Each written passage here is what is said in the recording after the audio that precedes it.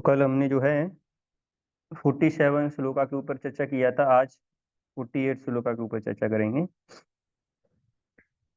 ओम अज्ञानतिमिरान्धस्य ज्ञानाञ्जनशलाकया चक्षुरुन्मिलितं तस्मै श्रीगुरुवे नमः।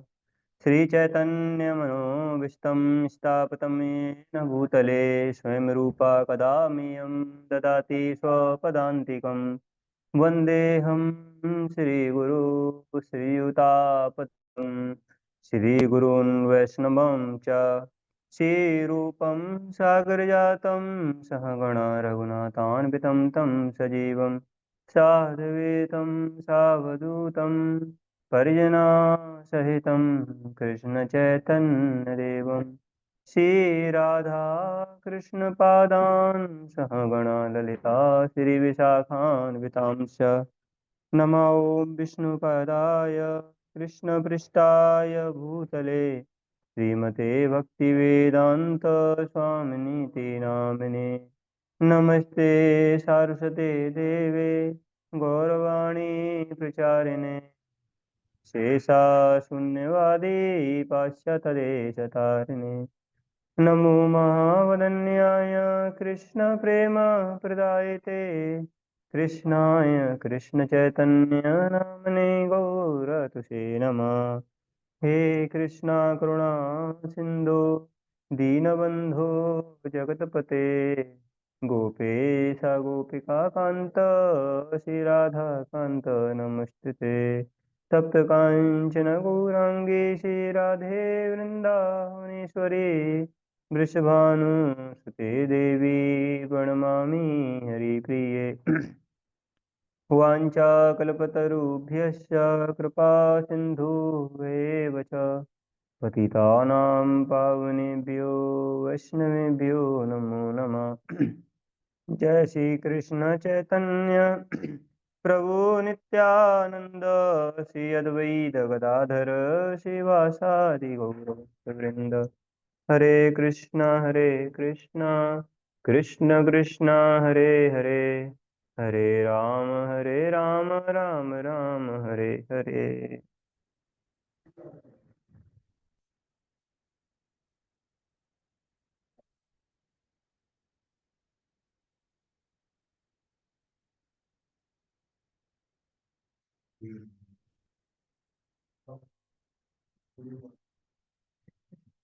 हरे कृष्ण। 48 श्लोका।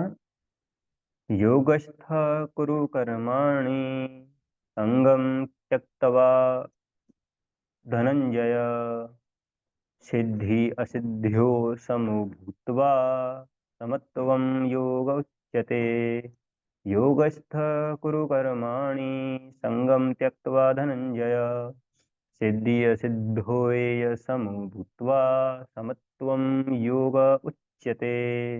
योगस्थः कुरु कर्माणि संगं त्यक्त्वा धनंजय सिद्धि असिद्धो य समो भूत्वा समत्वं योग उच्यते। अनुवाद और तात्पर्य भाई एसी भक्ति वेदांत स्वामी शिला प्रभुपाद जी के द्वारा। शिला प्रभुपाद की जय। तो 48 श्लोका में अनुवाद और तात्पर्य। अनुवाद। हे अर्जुन, जय अथवा पराजय की समस्त आसक्ति त्याग कर समभाव से अपना कर्म करो। ऐसी समता योग कहलाती है। तात्पर्य। कृष्ण अर्जुन से कहते हैं कि वह योग में स्थित होकर कर्म करे।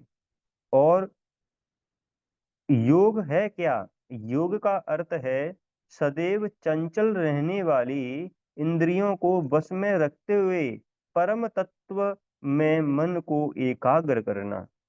और परम तत्व कौन है? भगवान ही परम तत्व हैं। और चूंकि वे स्वयं अर्जुन को युद्ध करने के लिए कह रहे हैं, अतः अर्जुन को युद्ध के फल से कोई सरोकार नहीं है। जय या पराजय कृष्ण के लिए विचारणीय है। अर्जुन को तो बस श्री कृष्ण के निर्देशानुसार कर्म करना है। कृष्ण के निर्देश का पालन ही वास्तविक योग है और इसका अभ्यास कृष्ण भावनामृत नामक विधि द्वारा किया जाता है। एकमात्र कृष्ण भावनामृत के माध्यम से ही स्वामित्व स्वामित्व भाव का परित्याग किया जा सकता है। इसके लिए उसे कृष्ण का दास या उनके दासों का दास बनना होता है। कृष्ण भावनामृत में कर्म करने की यही एक विधि है जिससे योग में स्थित होकर कर्म किया जा सकता है। अर्जुन क्षत्रिय है, अतः वह वर्णाश्रम धर्म का अनुयायी है। विष्णु पुराण में कहा गया है कि वर्णाश्रम धर्म का एकमात्र उद्देश्य विष्णु को प्रसन्न करना है।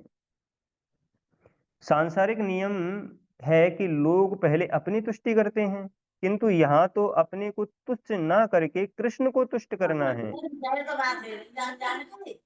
अतः कृष्ण को अस हरे कृष्णा, माइक म्यूट कर लें। अतः कृष्ण को तुष्ट किए बिना कोई वर्णाश्रम धर्म का पालन कर भी नहीं सकता। यहाँ पर परोक्ष रूप से अर्जुन को कृष्ण द्वारा बताई गई विधि के अनुसार कर्म करने का आदेश है। तो कितना सुंदर तात्पर्य प्रभुपाद जी ने यहाँ पे लिखा है। तो कल का जो श्लोका था, कर्मण्येवाधिकारस्ते मा फलेषु कदाचन मा कर्म फल हेतुर्भुर् मा ते संगो अस्तु अकर्मणि। तो कल का भी बहुत सुंदर श्लोका था, कैसे भगवान बता रहे थे कि भाई ड्यूटी पे हमको फोकस करना चाहिए, रिजल्ट पे नहीं जाना चाहिए। एक बार जब व्यक्ति गोल सेट कर लेता तो बार बार में उसको रिजल्ट के बारे में नहीं सोचना चाहिए। तो जो व्यक्ति रिजल्ट के बारे में ज्यादा सोचता है, इसका मतलब वो ये दर्शाता है कि वो केवल और केवल अपने प्रयास के ऊपर ही वो निर्भर है। तो कोई भी अगर काम हम कर रहे हैं तो उसमें हमारा जो प्रयास है वो भी एक अहम भूमिका निभाता है, पर लेकिन उससे ज्यादा होता है भगवान का सेंसेशन। जब हमारी इच्छा और भगवान की इच्छा मिल जाती है तो काम सफल होता है, अदरवाइज हम कितना भी एंडेवर कर लें तो वो सफल नहीं हो सकता है। कोई डॉक्टर के मैं इस पेशेंट को बचा के रहूंगा तो इस बात की गारंटी ले नहीं सकता कोई डॉक्टर, है ना। हाँ, वो अपना कर्तव्य कर सकता है कि वो अच्छे से ट्रीटमेंट करे, पर लेकिन भगवान की इच्छा ये नहीं है कि वो पेशेंट बचना चाहिए। तो डॉक्टर कितना भी अपना इंटेलिजेंस का यूज कर ले, कितना भी अपना एक्सपीरियंस है उसको दिखा ले उस पेशेंट के ऊपर, पर लेकिन वो बचा नहीं पाएगा। क्योंकि अगर भगवान ने चाहा कि भाई अभी उसको उसका अंतिम समय आ गया है उसका, तो फिर नहीं बचा पाएंगे। तो ऐसे करके हमने देखा कि कैसे मनुष्य को अपने कर्तव्य पे ध्यान देना चाहिए, और ऑफ कोर्स सारी चीजों में उसका जो रिजल्ट है पहले ही उसको थोड़ा देखना चाहिए उसको।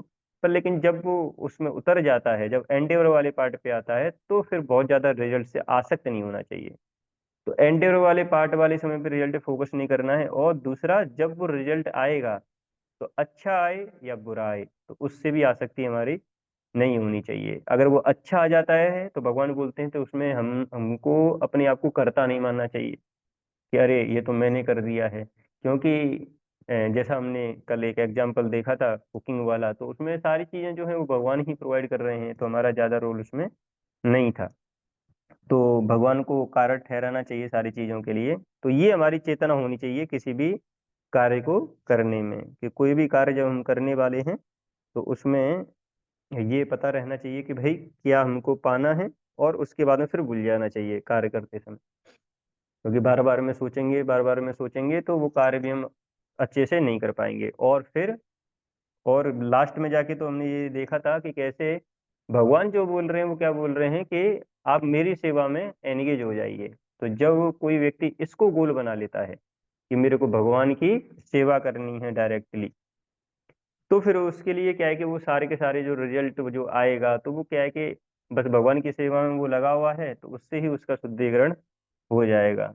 तो जो इनडायरेक्टली जो सेवा होती है, तो कम से कम जो उनका फ्रूट जो आता है वो भगवान को अर्पित कर देंगे, तो वो भी डिवोशन सर्विस बन जाता है।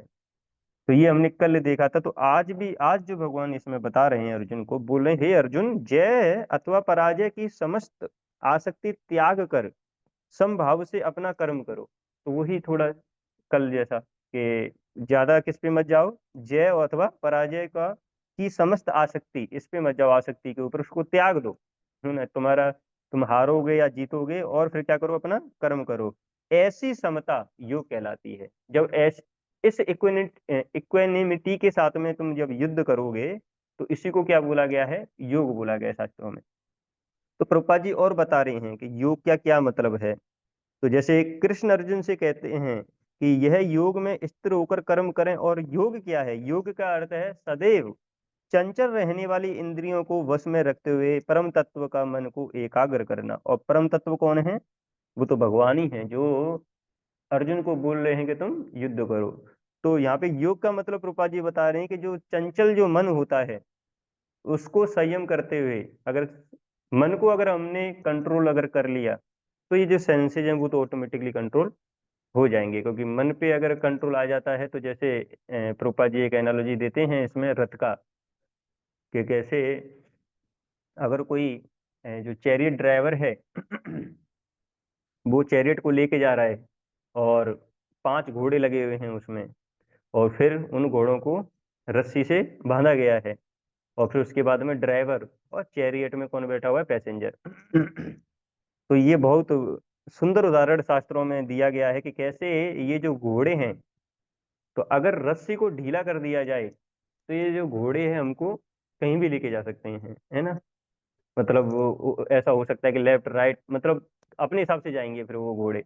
हाँ, पर लेकिन रस्सी को थोड़ा टाइट करके रखा हुआ है ना, ड्राइवर ने रस्सी को टाइट करके रखा हुआ है, तो वो जो ड्राइवर चाहता है उसके अकॉर्डिंग वो पैसेंजर को उसकी डेस्टिनेशन पे पहुंचा देगा। पर लेकिन रस्सी अगर ढीली है, तो दिक्कत करेंगे ये सेंसेस। तो इसलिए इस मतलब कंपैरिजन क्या हुआ है कि जो जो घोड़े हैं उनको सेंसेस से कंपेयर किया गया है। जैसे हमारे 5 सेंसेस होते हैं, आंख है, नाक है, त्वचा हो गया, जीभ हो गया, कान हो गया, तो ऐसे करके ये हमारे जो 5 सेंसेस हैं, इनसे हम क्या करते हैं, भोग भोगते हैं, है ना। मान लीजिए आंख का यूटिलाइज करेंगे कि कोई अच्छी चीज देखने में, है ना, कोई सुंदर चीज देखें इससे हम, है ना, मूवी वगैरह देख लें, ऐसे करके हम भोग भोगता है इंसान आंखों से। जीवा से टेस्टी कुछ चीज खाने को मिल जाए, है ना, बर्गर मिल जाए, चाउमीन मिल जाए, पिज्जा मिल जाए, इतनी सारी वैरायटी है मार्केट में, तो वैरायटी देख के कंफ्यूज हो जाएगा। कान का पता नहीं इतने सारे आजकल सॉन्ग आने लगे हैं। तो मतलब इंसान जो है इन सारी इंद्रियों को किस में लगा रहा है, वो सेंस ग्रेटिफिकेशन में लगा रहा है। पर लेकिन उसको ये पता है, या अगर नहीं भी पता है, तो बाद में जाके जब वो इंडल्ज हो जाता है सेंस ग्रेटिफिकेशन में, तो बाद में जाके उसका परिणाम उसको मिल जाता है, कैसे वो सफर करता है फिर बाद में। वो भी चाहता है कि मेरा जो मन है वो थोड़ा कंट्रोल में रहे, है ना, तो जिससे कि मेरी जो सेंसेज हैं वो इधर उधर ना भागें। तो वो कब हो सकता है, जब जो माइंड है हमारा वो कंट्रोल रहेगा, तब वो हो सकता है। तो जैसे, तो इस माइंड को जो कंपेयर किया गया है वो रस्सी से किया गया है। तो अगर वो रस्सी टाइट, मतलब माइंड को टाइट करके रखा है हमने। अब बात आती है ड्राइवर की। तो जो ड्राइवर है उसको कंपेयर किया गया है इंटेलिजेंस से। तो इंटेलिजेंस अगर नरिश नहीं है, मतलब हमको ये तो पता होना चाहिए क्या सही है और क्या गलत है ना। बस के पता पड़ा कि भाई रस्सी भी टाइट है, ये है, ड्राइवर ने पिया हुआ है तो ड्राइवर पिया हुआ है तो फिर तो रथ जाएगा ही उधर उधर ड्राइवर की पहले से आदत खराब है, तो कैसे लेके जाएगा रथ को आगे। तो जो इंटेलिजेंस जो है वो हमारी क्या होनी चाहिए, वो भी स्ट्रांग होनी चाहिए, वो नरिश होनी चाहिए। जब तीनों ये कॉम्बिनेशन जब फिट बैठेंगे, तब जाके जो हमारा रथ है वो सही डायरेक्शन में जाएगा, या जो ये पैसेंजर जो हमारे अंदर बैठा हुआ है, वो जो सोल है, उसको उसके डेस्टिनेशन पे हम पहुंचा पाएंगे। तो वो जो चैरियट है वो राज डेस्टिनेशन पे पहुंचेगा। तो वो प्रभुपाद जी यहाँ पे बता रहे हैं कि कैसे जो ये सदैव जो चंचल रहने वाली जो इंद्रियों को वश में करते हुए परम तत्व पे मन को एकाग्र करता है, उसको क्या बोला गया है, उसको योग बोला गया है। तो उससे हमको क्या है, विचलित नहीं होना है जैसे बताते हैं अर्जुन, बाद में जाके 6th चैप्टर में अर्जुन बोलते हैं कृष्ण को कि हे भगवान, इंद्रियों को कंट्रोल करना इतना आसान नहीं है, मन को कंट्रोल करना इतना आसान नहीं है। बोलते हैं ना, चंचल ही मन कृष्ण परमाति बलवधर्दम तस्याहम निग्रहम मन्ये वायोरेव स दुष्कर्म। बोल रहे हैं कि मैं जो विंड जो है उसको कंट्रोल कर लूंगा। विंड मतलब जो तूफान जो आता है, आंधी तूफान जो आते हैं, उसको मैं कंट्रोल कर सकता हूँ। पर लेकिन जो ये चंचल जो मन है, उसको कंट्रोल नहीं कर पा रहा हूँ मैं भगवान। अब अर्जुन जो है मतलब तूफानों को कंट्रोल कर लेंगे, और जबकि जब अर्थक्वेक से तूफान आते हैं, तो जो लोग हैं अंडरग्राउंड हो जाते हैं अंडरग्राउंड होके बस बचाते हैं अपने आप को, भाई कौन सी बिल्डिंग हमारे ऊपर गिर गई, इतनी बड़ी बिल्डिंग खड़ी तो कर दी है वही हमारे ऊपर गिर जाएगी अभी। तो उससे बचने के लिए अंडरग्राउंड हो जाते हैं।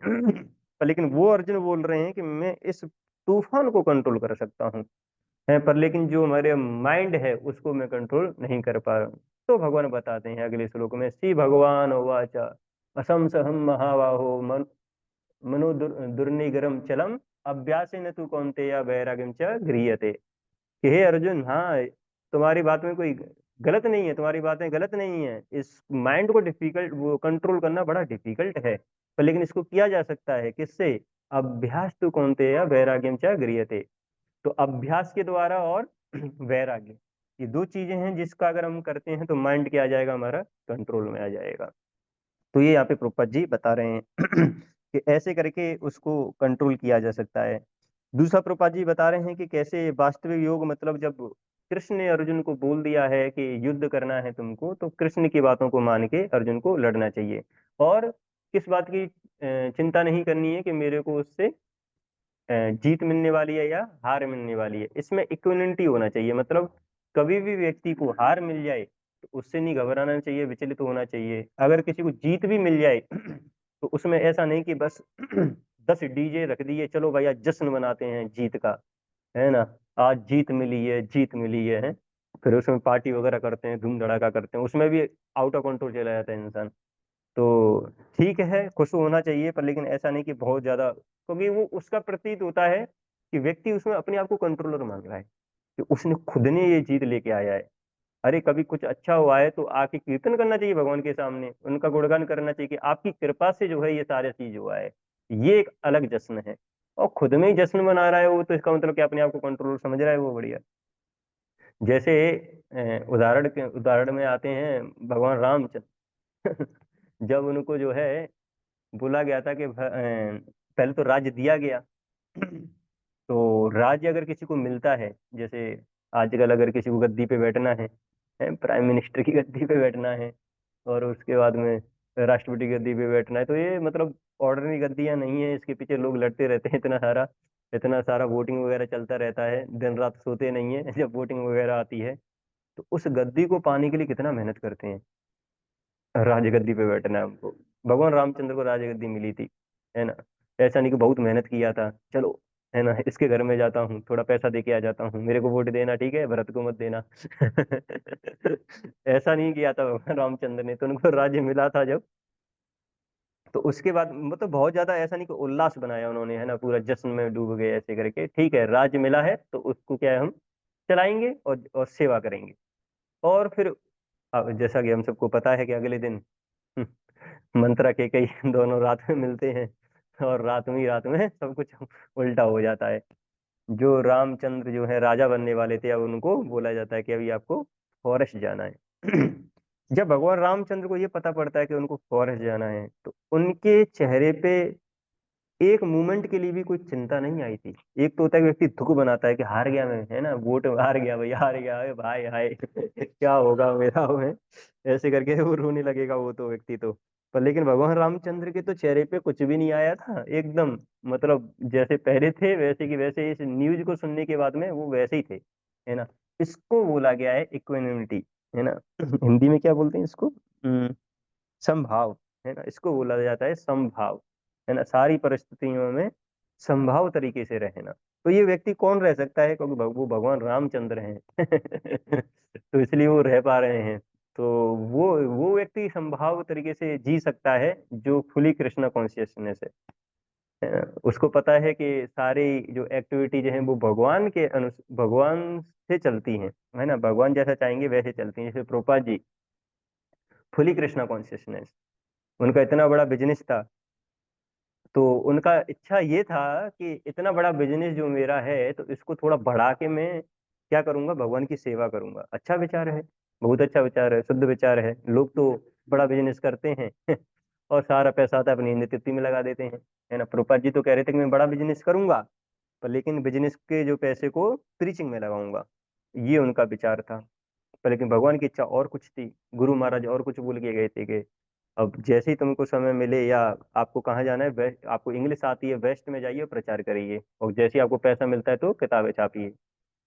तो प्रभुपाद जी का सोचे कि गृहस्थ का धर्म है, अभी फैमिली वगैरह का पालन पोषण करना, संन्यास अभी लिया भी नहीं जा सकता है, क्योंकि सपने में जैसे आए थे गुरु महाराज संन्यास ले लो तो प्रभुपाद जी लगे अरे अभी तो मेरा फैमिली है ऐसे करके। तो बाद में जाके बिजनेस वगैरह चलता रहता है, पर लेकिन एक समय के बाद में फिर बिजनेस डाउन होने लगता है। और बाद में जाके हमने सुना कि कैसे प्रभुपाद जी का बिजनेस पूरा का पूरा कॉलेप्स कर जाता है।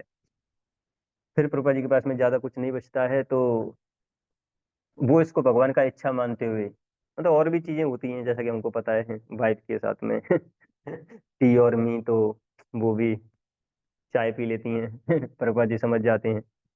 तो वहां से फिर प्रभुपाद जी को पता पड़ जाए कि भगवान का इंडिकेशन क्या है।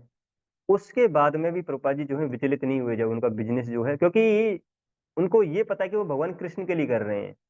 अब भगवान कृष्ण के लिए करने में उसमें रिजल्ट नहीं आया, तो इसका मतलब भगवान की इच्छा और कुछ होगी, है ना, इससे कुछ दूसरी इच्छा अच्छी वाली होने वाली है। मान लीजिए अभी ये बिजनेस नहीं चला, अब दूसरा जो मैं काम करूंगा उसमें क्या पता बहुत अच्छा हो जाए, वहां से भगवान का प्रचार ज्यादा हो रहा हो। वो तो मैं सोच रहा था ना कि इस बिजनेस से पैसा जो आएगा भगवान की सेवा में लगाऊंगा, ये तो हमारी थिंकिंग है। भगवान की थिंकिंग और कुछ हो सकती है। तो इसके लिए रेडी होना चाहिए कि मतलब भगवान की इच्छा और कुछ भी, तो we have to ready for that. तो प्रभुपाद जी ने क्या किया, फिर इंडिया में प्रचार चालू किया, झांसी गए, पूरा मेहनत किया झांसी में जाके 1 साल, जैसा कि हमने सुना, है ना। काफी प्रचार बढ़ भी गया, है ना, इवन एक को इनिशिएट भी कर दिया वहां पे। तो ऐसे करके प्रचार बढ़ रहा था बढ़ रहा था बढ़ रहा था, पर लेकिन फिर दोबारा दिक्कत हो गई। जिन्होंने लैंड दिया था तो शायद डॉक्यूमेंट वगैरह पे साइन वाइन नहीं हुआ होगा पूरी तरीके से नहीं लिया होगा शायद। तो उन्होंने बोला कि नहीं, अब हमको इनको देना है ये वाला लैंड, अब आपको खाली करना पड़ेगा। तो प्रभुपाद जी को पूरा लैंड खाली करना पड़ गया, जो प्रचार था पूरा को पूरा रुक गया, जहाँ पे जो प्रचार चल रहा था। तो अब प्रभुपाद जी इसको भी नेगेटिव तरीके से नहीं लिए, है ना। कोई व्यक्ति होगा भाई, जैसे जाते हैं ना प्रीचिंग वगैरह करने जाते हैं, ड्यूटी वगैरह किसी जगह पे, प्रचार बढ़ जाए, उनको बोला जाए आ जाओ, प्रभु जी इतना मेहनत किया है, इतनी मेहनत से मंदिर बनाया मैंने, है, अब कैसे छोड़ दूं मैं है, कोई आ भी जाए तो तब भी तोड़ देंगे उसको मंदिर हमारा है ऐसे करके प्रोप्राइटरशिप जमा लेते हैं लोग, है ना, उनको ये नहीं पता इन मूर्खों का क्या होने वाला है बाद में जाके। तो ठीक है, वो अलग कंटेस्ट है, पर लेकिन क्या है कि अगर कभी आगे जाके मतलब आसक्त नहीं होना चाहिए इन सारी चीजों से, पता है कि भगवान के लिए हम कर रहे हैं, है ना। तो प्रभुपाद जी जो हैं, जब उनसे सारी चीजें ली गई तो विचलित नहीं हुए, फिर भी फिर वो अपने गॉड ब्रदर्स से मिले, काफियों को उन्होंने मतलब उनके साथ में कोऑपरेट करने का कोशिश किया कि ठीक है प्रचार बढ़ाते हैं ऐसे करके। पर लेकिन देखा कि ज्यादा कोऑपरेशन उनको नहीं मिल रहा है, उनकी तरफ से ज्यादा हेल्प नहीं मिल रहा है। तो प्रभुपाद जी समझ गए कि गुरु महाराज ने जो आदेश दिया था उसका समय अब आ गया है। तो इसलिए बोला जाता है स्पिरिचुअल मास्टर के जो इंस्ट्रक्शंस होते हैं, तो उनको थोड़ा डिले किया जा सकता है पर इग्नोर नहीं किया जा सकता है। बस ऐसा हो सकता है कि कभी उस परिस्थिति में थोड़ा उसको ना कर पाए, पर लेकिन इग्नोर नहीं किया जा सकता है। इग्नोर किया मतलब ऑफेंस है वो। हाँ, डिले थोड़ा हो सकता है उसमें, जैसे प्रभुपाद जी को बताया गया था, पर लेकिन 1965 में प्रभुपाद जी जो है फिर वेस्ट के लिए गए थे। और फिर हमने देखा कैसे प्रभुपाद जी 40 रुपए के साथ में भागवतम के साथ में गए, और उन्हीं उन्हीं 40 को तो खैर लेके भी आए थे वापस, मतलब 0 रुपीज में उन्होंने 108 मंदिर बना दिए। ये देखिए भगवान का प्लान था। तो ये व्यक्ति मतलब ये सारी सिचुएशन को कौन टॉलरेट कर पाता है, वो प्रभुपाद जी के थ्रू भगवान ने सिखाया कि कैसे सारी सिचुएशन ऊपर नीचे अगर होती हैं तो that we have to tolerate, because भगवान का जो प्लान है वो और कुछ हो सकता है, पता नहीं वो क्या से क्या कर दें, और जैसे किया उन्होंने, है ना ऐसा है। तो इसलिए कह रहे हैं, मतलब कृष्ण बोल रहे हैं अर्जुन को, ये अर्जुन ज्यादा टेंशन मत लो, तुम बस केवल अपना कर्तव्य करो, फाइटिंग करो, रिजल्ट पे मत जाइए कि जीत होगा या इससे हार होगा, है ना। बस हमने बोल दिया, बस तुम्हारे लिए वही गोल हो गया। तो भगवान ने जो बोल दिया वो हमारा गोल होना चाहिए। जैसे अभी मैराथन आ रहा है, तो मैराथन टीम में मतलब जो लीडर्स हैं वो बताएंगे जाइए बुक डिस्ट्रीब्यूट करके आइए। तो कुछ टारगेट लेके जा रहे हैं तो टारगेट लेना भी जरूरी है ना। मान लीजिए 40 का टारगेट, 50 का टारगेट, 100 करके आऊंगा आज मैं। तो अच्छा है, जब 100 हो जाएगा तो बहुत अच्छी बात है ना, आके डिवोटीज को समोसा भी मिल जाएगा जैसे आज प्रभु जी 100 बुक करके आए हैं, है ना। पर लेकिन ऐसा भी हो सकता है कि किसी दिन एक भी बुक ना हो, है खैर डिबूटी जी के केस में तो हो या ना हो, समोसा तो खैर फीस्ट तो होनी ही है भाई, है ना ऐसा होता है और अच्छा भी है ना, उसी से समझ में आता है ना। अरे हार और जीत तो क्या है, ये तो सब हमारे हाथों में थोड़ी नहीं है, एंडेवर ही तो है ना। तो जो फीस्ट है वो तो एंडेवर की हो रही है। हार जीत की थोड़ी नहीं हो रही है फीस्ट। एंडेवर तो किया है ना डिवोटी ने। तो इसलिए जब किसी दिन अगर वो दो बुक भी डिस्ट्रीब्यूट हुआ है तो उसमें हताश नहीं होना चाहिए, अरे बाप रे, अब हम कल कैसे जाएंगे, कैसे मुंह दिखाएंगे। प्रभु जी ने, रविंद्र प्रभु जी ने भेजा था 100 करके आना। और मैं केवल 2 करके आया है। 3 डिजिट का नंबर बताया था, मैं केवल 1 डिजिट में रह गया। क्या होगा मेरा। तो ऐसे करके हताश नहीं होना चाहिए, क्योंकि उसको रेडी होना चाहिए अगले दिन के लिए। जैसे शायद हम 3rd ईयर में थे जब हम बुक डिस्ट्रीब्यूशन करने गए थे टोल नाका पे। कानपुर में। तो एक भक्त थे वहां पे। तो डिस्ट्रीब्यूशन चालू हुआ, वो पहले दिन गए थे। तो सबकी तो किताबें होती थी 15, 20, 25। उस भक्त ने उस दिन 42 बुक्स डिस्ट्रीब्यूट किया। 42। और वो मतलब हम 3rd ईयर में थे तो वो 2nd ईयर के वक्त थे। 42 किया था। बाप रे भाई, एकदम वो तो एकदम, प्रभु जी जय हो जय हो, प्रभु जी मैं कल भी आऊंगा। और अगले दिन सही बताएं आपको, मतलब जैसे हमको सरप्राइज हो रहा है कि 42 कैसे हो गया, जो भी 4-5 घंटे हमने किया। अगले दिन वो डिवोटी 3 घंटे तक किया और 0 बुक्स। 0 बुक्स। कोई किसी ने लिया ही नहीं उस दिन उससे बुक, किसी ने। बेचारा सारी किताबों को लाके गाड़ी में रख दिया, बैठ गया। जी हम नहीं कर रहे अब। ना ही हम कल से आएंगे किताबों को डिस्ट्रीब्यूट करने। तो ये है, ये भगवान यहाँ पे बता रहे हैं कि किसी दिन तुम्हारा ज्यादा हो जाए और किसी दिन अगर ना हो तो हताश मत हो भाई। वो प्लान जो भगवान के तरफ से चलता है, तो अपने एंडेवर पे तो काम करना चाहिए, तो इन चीजों से हताश नहीं होना चाहिए, है ना। विक्ट्री और डिफीट पे नहीं जाना चाहिए, हमारा पार्ट है एंडेवर करना, भगवान को उस एंडेवर से प्रसन्न करना। तो यही कृष्ण जो है अर्जुन को बोल रहे हैं कि भाई तुम अपना जो है कर्तव्य करो क्षत्रिय धर्म का, तुम फाइट करो, तुम क्यों रेल पे जाओ ही मत, है ना। तुम्हारे साथ में क्या होने वाला है, क्योंकि ये युद्ध तो मैं पहले ही कर चुका हूँ, है ना। ये युद्ध तुमको लड़ने की जरूरत भी नहीं पड़ेगा, मैं तो अभी ऐसे करूंगा कि सब मर जाएंगे ऐसे करके, ठीक है। बस तुम क्या करो, तुम इस युद्ध को लड़के तुम्हारा यश आ जाएगा। ग्लोरी हो जाएगी तीनों वर्ल्ड में, है ना, कि अर्जुन ने युद्ध लड़ा था, उसने जीता था, है ना। तो तुम्हारा ही फायदा है इसमें तो इसीलिए तुम क्या करो, युद्ध करो। और प्रभुपाद जी क्या बता रहे हैं इसमें लास्ट में जाके।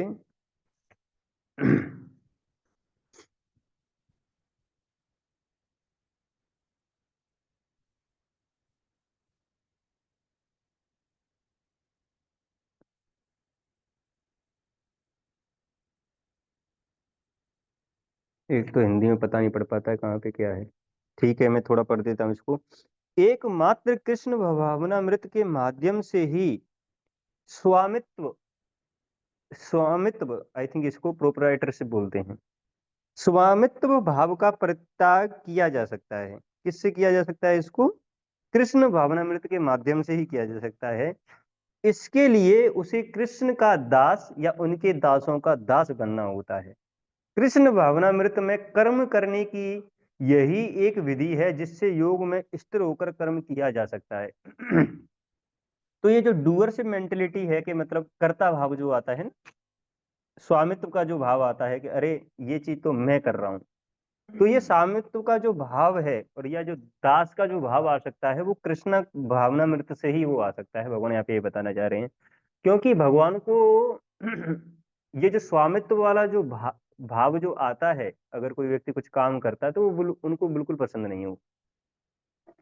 जैसे प्रभु जी कल बता रहे थे परसों के दिन कि कैसे सारे डेमिगॉड्स जो हैं प्रार्थना किए थे, है ना, भगवान को यहाँ पे लाने के लिए, जब वो कंस जो था इतना परेशान कर रहा था। हाँ उसी समय पे तो मतलब जो अत्याचार बढ़ रहा था काफी, तो सारे डेमिगॉड्स प्रार्थना कर रहे थे, है ना। पृथ्वी जो थी ब्रह्मा जी के पास में गई, फिर सारे डेमिगॉड भगवान को प्रार्थना की आप आ जाइए आ जाइए, फिर भगवान ने बोला कि मैं आऊंगा, तो उसमें से इंद्र भी थे जिन्होंने प्रार्थना किया था कि आइए आइए। वही इंद्र जो हैं क्या करते हैं, उनको प्राउड हो जाता है ना। जिस भगवान से उन्होंने प्रार्थना की थी, अब उन भगवान ने बोला कि भाई तुम जो है इंद्र को क्यों ऑफर करते हो ये सारी चीजें। है ना।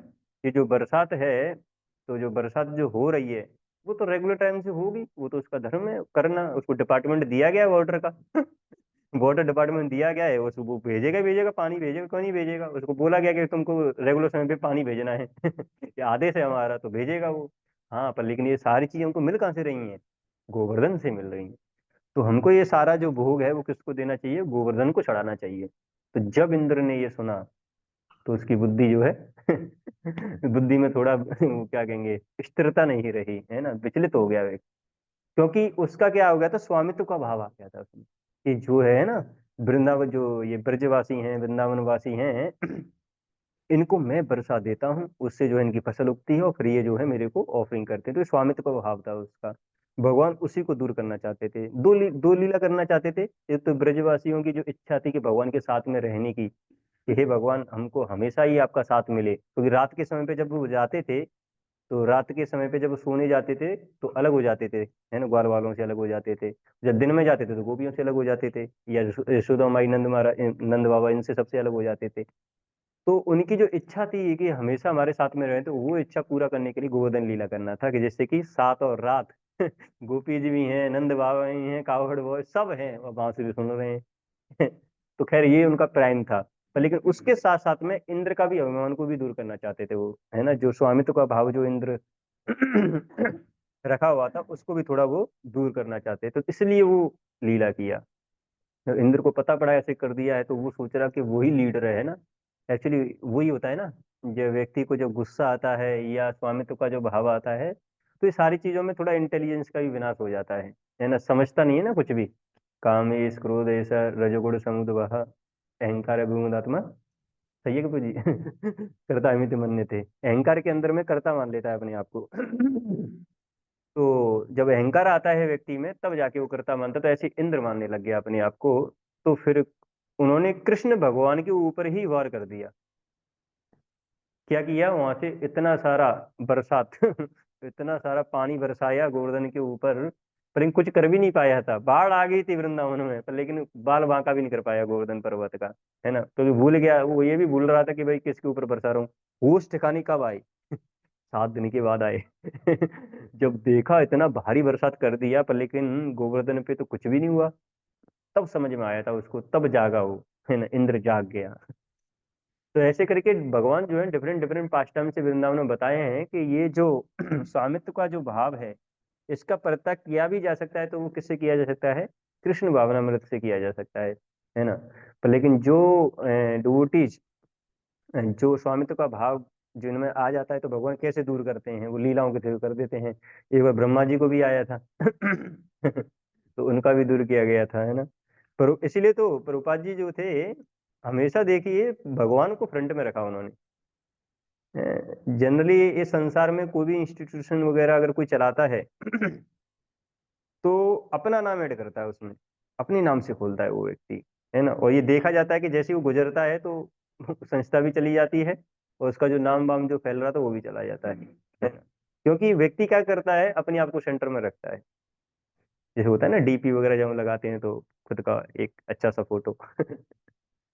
तो ये सारी चीजों में क्या है कि थोड़ा भगवान का फोटो होगा तो उसका थोड़ा दर्शन होगा। ऑफ कोर्स वो स्टूडेंट हैं, अगर कोई कहीं पे काम कर रहा है तो वो टेक केयर करते हुए वहां पे क्या पता शायद वो लगाए तो दिक्कत हो। तो जनरली क्या है कि भगवान को थोड़ा सेंटर में रहना चाहिए। तो इसलिए प्रभुपाद जी ने क्या किया, जो अपने संस्था जो है, ऑर्गेनाइजेशन जो, उसका नाम रखा था international society of Krishna consciousness. मतलब खुद को ऐड ही नहीं किया। अपने आप को तो क्या मानते थे, दास मानते थे, कि मैं तो इन सबकी सेवा कर रहा हूँ। इसलिए प्रभुपाद जी का ये भाव था। तो बाद में जाके हमने देखा कि कैसे उनके जो डिसाइपल हैं, है ना, उन्होंने प्रभुपाद जी के नाम को कितना फैला दिया है। अब प्रभुपाद जी को तो बहुत लोग जानते हैं, और ये आने वाले फ्यूचर में तो सभी जान जाएंगे, क्योंकि इस्कॉन मतलब सबको पता है, हाँ, प्रभुपाद जी, प्रभुपाद जी, प्रभुपाद जी। ऐसे करके उनका भी नाम फैल गया। तो भगवान अपने आप कर देते हैं, वही बोल रहे हैं ना, कृष्ण अर्जुन को बोले तुम युद्ध करो, है ना, युद्ध से तुम्हारा यश फैलेगा, तुम्हारा ही नाम फैलेगा। और जैसे अगर अर्जुन कृष्ण के अनुसार चले, तो देखिए अपने आप ही यश फैल गया, उसको जरूरत ही नहीं पड़ा कि अपना नाम करने का कुछ भी है। हनुमान जी लॉर्ड राम के अनुसार चले, तो अपने आप ही नाम फैल गया, कि हनुमान जी का कितना बड़ा रोल रहा, है ना, पुल बनाने में, संजीवनी बूटी लाने में, कितना नाम हुआ उनका। तो ये कब होता है, जब हम भगवान के अनुसार चलते हैं। ये प्रोपराइटरशिप वाली जो मेंटेलिटी है, अगर हम वो छोड़ देते हैं, क्योंकि प्रोपराइटरशिप वाली जो मेंटेलिटी है एनिमल में भी देखो ना, कुत्तों का एक इलाका होता है ना, देखा है? जो कुत्ते जो होते हैं ना, उनका भी एक इलाका होता है। प्रोपराइटरशिप बढ़िया जमा के रखते हैं एकदम, है ना? मतलब सबको पता भी नहीं होगा कि कुत्तों का इलाका है ना? उनका डिवाइड हो जाती है लैंड, ये मेरी लैंड है, ये तेरी लैंड है, ठीक है? इससे इस पे आ मत जाना। तो इसलिए देखा है ना, एक कुत्ता एक इस वाली गली का दूसरी गली में पहुंच जाए तो क्या हाल करते हैं ना, भौंकना चालू कर देते हैं। तुम आ कैसे गए भाई इस वाले इलाके में, ये हमारा इलाका है ना? और जब कुछ नहीं है, मालिक आएगा एक रोड मारेगा, की। होता है ना। अभी भौंक रहे एक दूसरे के ऊपर, और जब से ही भौंकते हैं तो मालिक आता तो एक मारता है, की करके चला जाता है, सारी प्रोप्राइटरशिप रखी रह जाती है। ऐसी व्यक्ति कहता है, एक लैंड सारा स्टेट के इस वाले क्लस्टर में है, एक लैंड इस वाले में हमारी, एक जयपुर में है, एक वृंदावन में ले लूंगा, एक दिल्ली में आ लूंगा। भगवान एक मारते हैं वहां पे, मृत्यु ले बेटा। की सारा रखा रहेगा यहीं पे। तो ऐसे ही क्या है कि संसार में जो है लोग प्रोप्राइटरशिप जमाना चाहते हैं, डॉग मेंटेलिटी, है ना? कुत्तों की जो मेंटेलिटी होती है ना, तो उनमें एक बैंट जैसे लगता है, तो भगवान ने रखा है मृत्यु को, है ना बेटा ले। ठीक है, तो या कभी हेल्थ खराब हो गया तो ले ले। तो ऐसे करके जो मृत्यु है जब छीन लेती है पूरा का पूरा, तो पता पड़ जाता है उसको। जितना प्रोप्राइटरशिप जमा रहा था ना, सबका सब चला गया, इतना मेहनत करके उसने किया। कुत्ते तो फ्री मेहनत नहीं करते। कुत्ते ने मेहनत की, कोई कोई मेहनत नहीं की। अरे उसका जन्म हुआ वहां पे, पालन पोषण हुआ उस वाली जमीन पे, बस बना लिया उसने इलाका पूरा का पूरा। इंसान क्या करता है, यहाँ से वहां, यहाँ मेहनत वहां मेहनत, पूरा है ना लगा हुआ है दिन रात कमाने में, ये घर वो घर, ये घर यहाँ ले लूं वहां ले लूं, ये ले लूं, चार पांच प्लॉट ऐसे करके पूरा का पूरा, लगता है कि साथ में लेके जाएगा प्लॉटों को, है ना?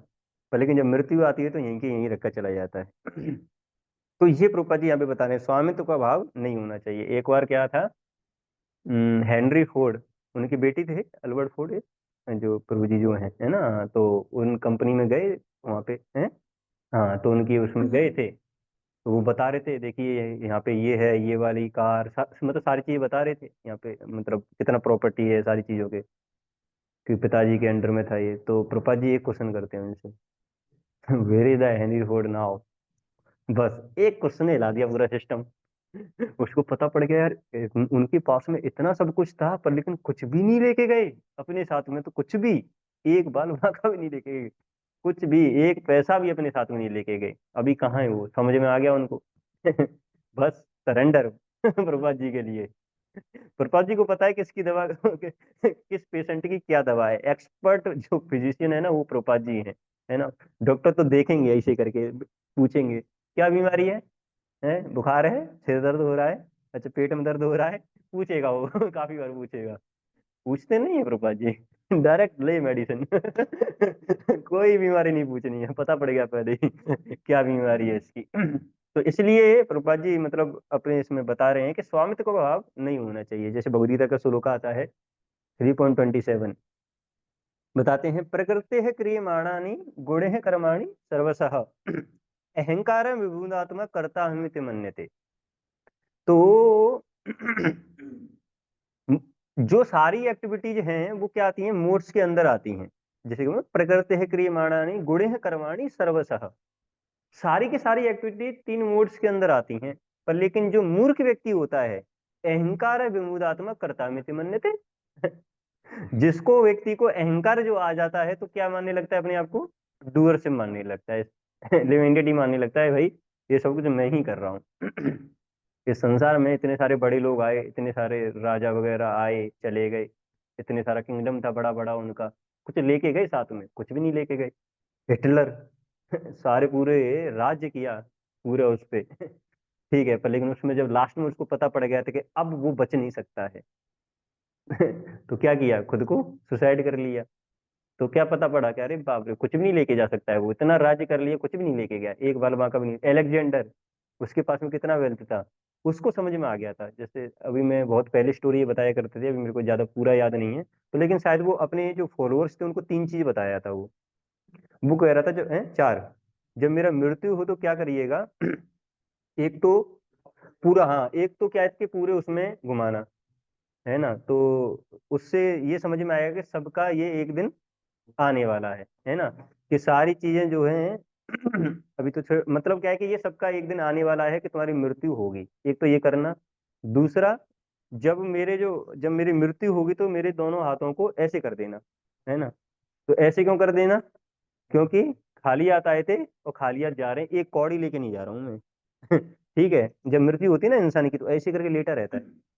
जो पूरा एंडेवर किया पूरे जीवन भर, कुछ लेके गया? वो कुछ नहीं लेके गया, खाली हाथ आया तो खाली हाथ जा रहा है। ठीक है। और उसके बाद में जो मेरी पूरी जो संपत्ति है मेरे ऊपर फेंक देना, ऐसे डाल देना, है ना, चारों तरफ लगा के रखना। अच्छा भाई, कोई कहेगा ये क्यों करवा रहे यार? साथ में लेके जा रहा है क्या? अरे नहीं, ये डॉक्टरों को दिखाना।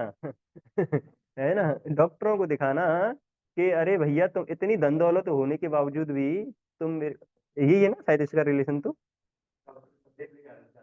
अच्छा अच्छा, वो डॉक्टर थे, ठीक है। तो जो वो कंधे पे जो ले जाएंगे, वो कौन लेके जाएंगे? डॉक्टर से लेके जाएं। है ना, कोई रिलेटिव वगैरह, डॉक्टर लेके जाए, चार डॉक्टर। उसको ले जाके बस ये दिखाने के लिए कि इस संसार में जब मृत्यु जब आ जाती है तो बड़े से बड़ा जो प्रोप्राइटरशिप है वो भी हमको बचा नहीं सकता है। और फिर पैसा वगैरह ये दिखाने के लिए कि पैसे से भी मैं अपने आप को बचा नहीं पाया। तो ऐसे करके मतलब उसकी टीचिंग्स थी। बताया था, पहले ही बता दिया था वो, उसको सारे रियलाइजेशन पहले ही आ गए थे। कुछ लोगों को आते हैं बाद में। जब हो जाती है ना चीज, जैसे Muhammad Ali, I am the great, मेरे को कोई नहीं हरा सकता, ये है भगवान ही हूं मैं। ठीक है, इतना सारा ताकत उसके शरीर में। पर बाद में जाके क्या होगी इसको? पार्किंसन डिजीज हो गई। बाद में जाके तो वो क्या था, कप ऑफ टीवी उठा नहीं पा रहा था वो, है ना। तब उसको रियलाइज हुआ, वाह अरे वाह, मैं कंट्रोलर नहीं हूँ। अगर मैं कंट्रोलर होता तो अभी भी कुछ किया करता मैं। ऐसे करके मतलब बहुत सारा चीज है जिससे हमको समझ में आता है। एक लास्ट एग्जांपल लेंगे, उसके बाद में एंड करेंगे, क्योंकि संकीर्तन के लिए भी जाना है। दो हैं, उनमें से कौन सा लें? एक भक्ति तीर्थ महाराज वाला लेते हैं। तो एक बार भक्ति तीर्थ महाराज शायद बॉम्बे में थे। प्रभुपाद जी को लगा कि थोड़ा शायद उनमें प्राइड की थोड़ी सी फीलिंग आ रही है, या कुछ तो हुआ था। कुछ प्रीचिंग रिपोर्ट, पता कुछ था, है, गए थे तो कुछ बता रहे होंगे, फिर रिपोर्ट वगैरह जो भी है। प्रभुपाद जी फिर बताए उनको कि देखो, ये जो मैटरी वर्ल्ड है, मतलब पूरा जो संसार पूरा फुल, मतलब स्पिरिचुअल वर्ल्ड ही मैटरी वर्ल्ड भी, तो ये जो मैटरी वर्ल्ड है वो 1/4 है। ठीक है, हाँ प्रभुपाद जी सही बात है। उस मैटरी वर्ल्ड में बहुत सारे यूनिवर्स हैं, है ना। महाविष्णु लेटे हुए हैं, उनके पोर से बहुत सारे यूनिवर्स निकले हुए हैं, जैसे एक बैग में मस्टर्ड सीड जैसे होते हैं, ऐसे ही करके यूनिवर्स हैं पूरे संसार में। हाँ प्रभुपाद जी, बहुत अच्छा है तो, है ना। फिर उसमें से जो एक यूनिवर्स है, उस यूनिवर्स में एक अर्थ प्लानिट है, बहुत सारे प्लानिट हैं, उसमें से एक अर्थ प्लानिट, हाँ प्रभुपाद जी ये भी सही है। उस अर्थ प्लानिट में, है ना, एक एक कंट्री है इंडिया। हाँ प्रभुपाद जी, बहुत छोटा सा है। उस अर्थ पे इंडिया तो बहुत छोटा सा है, ठीक है। उस इंडिया में भी एक सिटी है, क्या? बॉम्बे। हाँ प्रभुपाद जी, बॉम्बे भी आता है। उस बॉम्बे में एक जगह है हरे कृष्णा लैंड, ठीक है। और उस हरे कृष्णा लैंड पे एक छोटा सा जीव प्रचार कर रहा है तमाल कृष्ण।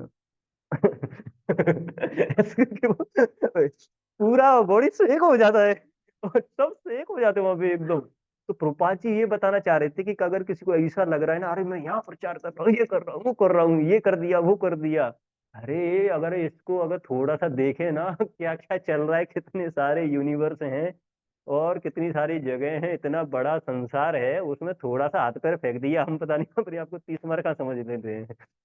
तो ठीक है, तो ये सारी चीजें क्या है कि मेटरी वर्ल्ड में भौतिकवादी जो लोग हैं, मतलब जगती नहीं ना बुद्धि इनको, बस केवल मृत्यु समझाती है इनको। तो भक्त तो फिर भी उनको पता है कि ये सारी हमको चीजें जो करनी है भगवान की प्रसन्नता के लिए करनी है। जितना ज्यादा हो जाए उतना ज्यादा हमको भगवान की सेवा में लगना है ना। मतलब कोई ऐसा बोले कि ये ठीक है फिर तो प्रोपराइटर से भगवान ही है तो छोड़ देते हैं, ऐसे करके नहीं, भगवान की सेवा में फुल लग जाना है, फुल डेडिकेटली, है ना, फुल एंडेवर देना है। तो भगवान कहते हैं कि तुम्हारे एंडेवर से ही मैं प्रसन्न होऊंगा। यशोदा माई के एंडेवर देख के ही भगवान ने ब्लेसिंग दी थी। पर लेकिन वो जो भगवान बंधे तो उसमें दो कारण थे, एक एंडेवर और एक भगवान की कृपा। तो केवल कोई व्यक्ति जब एंडेवर को ही समझ लेता तो उसको बोला गया है, अहंकार है विमूढ़ात्मा कृतामिति मन लेते। हरे कृष्णा, आई थिंक आज थोड़ा लेट हो गया।